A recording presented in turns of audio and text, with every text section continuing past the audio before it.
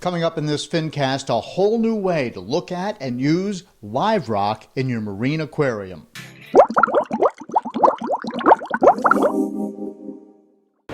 When I put Chempure in the tank, my water clarity is really nice. My fish and my coral seem to respond to it really well, and not as frequent water changes. Hi everybody, John here with another Fincast, and today it's part 3 if you've been following along on the build of my reef aquarium, and we'll be looking at Real Reef Rock, which is the rock that I'm using in this fish tank. Something that is really very different. It's been on the market for a while, but it is really beginning to take hold, and that's because people like me are starting to understand what this product really is. And in my opinion, at this point in my aquarium build, I've got to say that this is a bit of a game changer for me. In this video, we will be taking a look at the Real Reef Rock. We'll actually be doing some unboxing. We'll look at the sort of the normal looking live rock, and then the shelf rock, and then the Tonga branch. We'll be talking with Gareth Scott, the owner of the company, and he will explain how they make the Real Reef Rock and then what they do to make it such a great addition to your aquarium. I'm not exactly sure how long Real Reef has been around, but let me say that I believe it's in the neighborhood of 5 years, and as I'm making this video, it is late in 2017. I had seen the displays at MACNA and other trade shows and kind of dismissed it as a quote-unquote fake product. I've always been somewhat of a purist, and I love the idea that you're bringing in a piece of rock from the ocean and it's got some stuff on it. You don't know exactly what the stuff is, and you start finding it in your fish tank over time. However, I've been stung enough times that, you know, some of the stuff that comes in on that rock is not exactly what you want. You've got some worms and some other things that can prey on corals, and clams, and fish. And so, as adventurous as that was, I knew that there was some downside to the rock that comes in from the ocean. And then I've also used some of the mined rock from Florida, and I had pretty good success with that. And I always thought it was pretty, had lots of holes and crevices. So I didn't pay much attention to this Real Reef Rock. But then I stopped by and I talked with Gareth, and I started to understand that there's something to this. And he pointed out, and after he pointed it out, I started looking. Almost all the display aquariums at MACNA are using this Real Reef Rock. And not only did it look great, but obviously very savvy aquarists were choosing this to set up their fish tanks to sell their products. And so obviously, there was some merit to it. And the more I talked to Gareth, and we'll hear from him in just a moment, the more I talked to Gareth, the more I realized that this is, quote-unquote, a fake product, but it has all the attributes of live rock with none of the downside. So, number one, I didn't realize that after they make this, they actually soak it in ocean water, so it is accumulating that live bacteria that you want to come from the ocean. When we talk about live rock, there's all of the undesirable stuff, but really what you want in your aquarium is that bacteria. Well, the Real Reef Rock actually is soaked in ocean water, and it has all that bacteria. So number one, that was great. The other thing is that they do put this dye on it, which Gareth will explain in just a moment, that gives you that coral and algae look, so you don't have to wait for it to grow on your rock. And in some cases, depending upon how you maintain your tank, you never get it, but you do start out with that purple sheen right away. And the thing that I was very excited about, and we'll actually go through the way we aquascape this tank, I was excited about the fact that you could kind of know ahead of time, we're going to have some shelf pieces, we're going to have some Tonga branch, and then we're going to have some sort of normal shaped pieces of rock. And so you could do an aquascape where you were more in control as opposed to reacting to whatever you could find at the store, whatever you could buy. So, and you will see that I used a lot of this shelf rock in my aquascape, which eventually will be covered with coral and hopefully won't look quite so contrived as I'm starting to think that it does right now. But again, we're very early in this process. So first of all, I want to introduce you to Gareth and let him tell you a little bit about how they make this by using molds and basically aragonite material, which is exactly what you want in your fish tank. Yeah, this is just an example. These are small pieces of aragonite, We combine this with oolitic aragonite sand, which are very fine oolites. They're basically spherical balls of sand. We have what we call our overs. These are small pieces of shell that come off the screen. And we also include some larger shells and some larger rocks. This all gets put together in a special conglomerate, our secret sauce, the way that we put it together. And then we add the color in the form of a water-based pigment that actually stains the rock. This is what it looks like before it goes into the water. You can see the color is fairly bright. You can see the internal structure of the rock. It's completely clean. You can see the seashells in there, pieces of aragonite, and it's the calcium binder holding the matrix all together. And after 5 months in salt water, it takes on this aged look, which is a lot more natural. This is dry, obviously, because it's been on the table for the trade show this weekend. But typically, this would be damp on arrival, with bacteria viable and ready to go, living on the rock. That's our main Real Reef style. We have one type of rock that we make is the Tonga branch, and that is the only one that we use molds on. It's taken from exact models of real pieces of Tonga branch. We used to be in the import business a long time ago, and we're exporting rock from Tonga, so we have some of these original models that we still have used to make molds of. The other type is the flat rock, also modeled on the Tonga shelf rock. That allows you to create bridges. It's good places for platforms to put corals on. And then the main Real Reef, the real base of our Real Reef business is the bouldery type looking rock, which is very similar to the Tonga rock of old, like a Tonga specialty we used to call it. It looks great from day one. I mean, you don't have to take some base rock and wait 6 months for coralline algae to develop, but you're also starting out with a clean palette. There is no inner core, which you often get in wild rock. The inner core, the excess porosity can be a negative, can have a negative effect on the tank. In that inner core of the rock, you get a buildup of detritus, and it's often anaerobic to the point where it's going to provide a source of nutrients for nuisance pests like hair algae, and they'll just never be able to get rid of them. With our rock, it's virgin material. It's totally clean. There's plenty of porosity for bacteria coverage without the inner core being dead already. It's an available source of calcium. I'd say in ratio, the Real Reef is about 60-70%, shelf about 20%, and branch about 10%. And that's also in relation to production. We make about that much of each, but the Real Reef is definitely the most popular. The weight of our rock is about the same as rock from the ocean. It's actually lighter than the quarried rock that comes out of Florida, but about the same as wild rock from the ocean. Pretty much all of the retail stores across the US are carrying this now. There's a few online vendors too. So we mainly sell to distributors that then sell to retail stores. There are occasional retail stores that buy direct from us, but it mainly goes through distribution channels. The rock comes out of the water, is cleaned, then washed, wrapped in paper, and so whilst it travels to retail stores, it actually stays moist inside the box. When it arrives at a retail store, typically they will take it out of the box and then tank it in their systems. All right, so we've got the 4 boxes of Real Reef, and 1 box is shelf, 1 is Tonga branch, and 2 boxes are just regular live rock. And I can't wait, and neither can my dogs, to look at it. Oh, look at that, each piece. Yeah. Each piece is individually wrapped. It's still damp. Still damn, that's some good looking rock. Isn't that good looking? Now let's take a look at some shelf rock. It's a shelf. Okay. So we're trying to figure out what to do with a big piece of shelf like this, because ultimately you're going to have so much stacked on top of it that you want to make sure that it's got its presence and usefulness as a shelf without taking up too much real estate. So I think what we'll try to do here is with a couple of base pieces, lay a platform.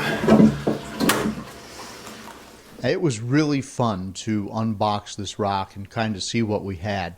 You know, I was very excited about having these big, big shelf pieces. I mean, how often do you have an opportunity to create an aquascape where you're not constantly searching for a place to put the coral? I mean, here we've got these nice flat pieces, and eventually when I get the calcium reactor set up, I hope to have acroporas and other pieces of coral growing off the top of these flat pieces, so they won't look quite so flat, but we'll get to that in just a moment. So we unboxed everything, and then we laid it all out on a tarp, and then decided, all right, because I had 3 guys here, including myself, and there was no water in the aquarium yet, we could actually go in and do an aquascape and kind of do it the way that I wanted. And I had a certain idea as to the way I wanted the flow to go in this tank, and I described it as we were doing it. And I've been looking at a YouTube video by a guy named Yangil Moon, which I found when I just Googled Real Reef Aquascape, and I encourage you to look at it. But here's where we are so far. So we started on the left side and we built a 2-shelf system, which I like a lot. And then we're going to do a middle shelf here, and then we're going to come over here and kind of back connect into this. But when you look at the value of what Yangil Moon did is the open spaces in between what are essentially 3, in my mind, 3 rock formations. So we're going to do something over here, but I want to be able to have this like space here. I like this space in between here. I can see fish swimming through there. I can see corals growing in all these various places that we've got. And I think that we're really on our way. So we're 2/3 of the way done for the main infrastructure, and then anything else we do will just sort of be to finish it out. But it's going to be all about filling in the space aesthetically. So I divided it into thirds, and then just kind of found connections between my 3 little islands, if you will, and I tried to balance it out as best I could. But I wanted to create a lot of caves. That could be a downside as I go forward with the coral. I know there are some corals that like it to be dark, but I wanted places for the fish to go. I like the fish that I call niche fish that kind of are not always in plain view. Of course, you have to have your tangs swimming around. I've got a nice Niger triggerfish as well. But I also like to have things like dottybacks and blennies and cardinal fish and other fish that are sort of coming out of the crevices, some of the grama species. So I wanted to have a lot of those.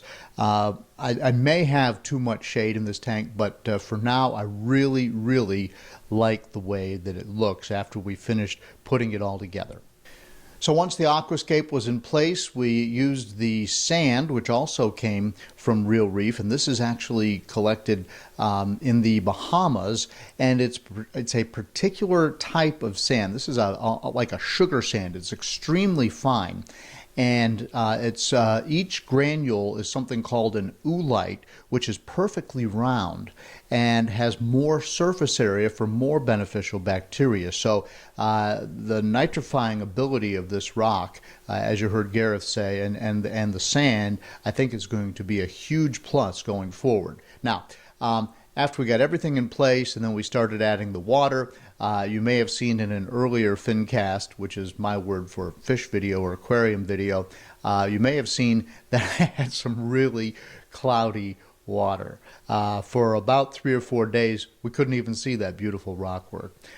So I added some water clarifier and cranked up the filtration with a lot of floss in my filter socks, and that made everything much better. I absolutely love it. The corals that I've added to this point are doing fantastic. I had a bubble coral that was almost dead, and look at how it has come back. And then I've been able to find places for chalices, and I've got some acans that are just frags, but they're huge. They're blowing up in ways that I haven't had acans do in my tank. I've got a Bauer Banky, which is just absolutely as happy as it could possibly be.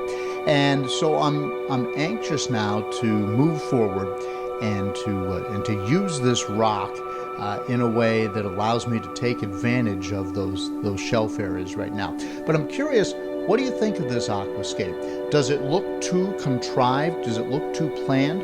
I've noticed that a lot of people are doing really what looks like a little patch reef now. So used to have tanks that are full of live rock, and then it was like almost like a fruit stand type effect. It kind of sloped from the bottom back, and all the corals were placed along there.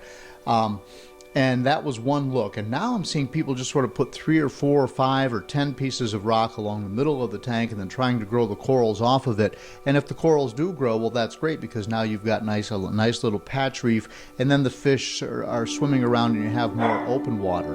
This is by far the most quote-unquote open rock stacking that I've ever done in one of my fish tanks. And I like it not only because of the way it looks, but because I think the water will flow better in and out of those open spaces. There are very few spaces in this tank where I think that detritus could collect. The other question that may come up is, how many pounds of rock do I have in this aquarium? And I talked with Gareth about that. The rule of thumb has always been you need a pound of live rock per gallon of tank. So 180 gallon tank, 180 pounds of live rock. That's pretty much where I wound up. There were some pieces of the Tonga branch that I hadn't yet been able to integrate into this look. So I held out of a few pieces of the Tonga branch, and I'm still not 100% happy with how I've been able to integrate the Tonga branch into what I have here in the tank. And I probably will be monkeying with that a little bit as we go forward. I'm not so sure that pound per gallon is true anymore, because when you see the people doing the patch reefs, you don't see, obviously, as many pounds of live rock as there are gallons in the tank, because when you used to have that fruit stand look, and a lot of people still do that, and it looks beautiful, by the way, you were doing that because you wanted to have that many pounds of live rock, and you were creating crevices and places to place your corals and so forth. But I'm seeing a lot of successful aquariums now that obviously are not doing that. I think we're at a point now where filtration has come along enough that you don't have to rely 100% on the live rock to do all the filtering in your aquarium water with that nitrifying or beneficial bacteria. So there's a look at the aquarium. I would love to hear your comments below. I'll put a description to everything that we have going on in this aquarium so that you'll find easy links. Of course, I'll have a link to Real Reef, and they've got some real good information on their website that tells you all the benefits of this. I also want to let you know that I have started a Fincasters Facebook group, and I would like to invite you to join that group, to post pictures of your aquarium, to ask questions, to do whatever it is that you like to do. This is separate from the Fincasters Facebook page, which is also out there. But I would like to invite you to join the group. It's brand new as of this week, and really it's just a great place to share pictures of your aquarium and to create a place where we can all gather for discussion. And of course, I would love it, since this is sort of the jumping off point, if you've got a Real Reef tank, or if you like or don't like the Real Reef concept, let's get in there and let's talk about it. And there will be a link to that Facebook group as well as the Facebook page with the description of this video. So we've got much more coming up in this series. This again is part 3. We'll be looking at the setup of the auto top-off. We will be looking at the setup of the calcium reactor. We'll be talking about coral placement. We'll be talking about flow in the aquarium, talking about the various fish species that are living in this fish tank. So we've got a lot to do, and I'm very early on in this process. Also, of course, Fincasters is not just marine. If you look around, I've got over 175 videos right now. There's a website, Fincasters.com, where I also have my blog and talked a little bit about some of the things that aren't so easy conceptually to talk about in a video. So it's all there at Fincasters.com. There's also a link to that in the description with this video. So please, if you haven't subscribed already, click the subscribe button. I really appreciate it. Hope you like what you're seeing here. Feel free to ask questions, and we've got a lot more coming up. I'll see you in the next Fincast.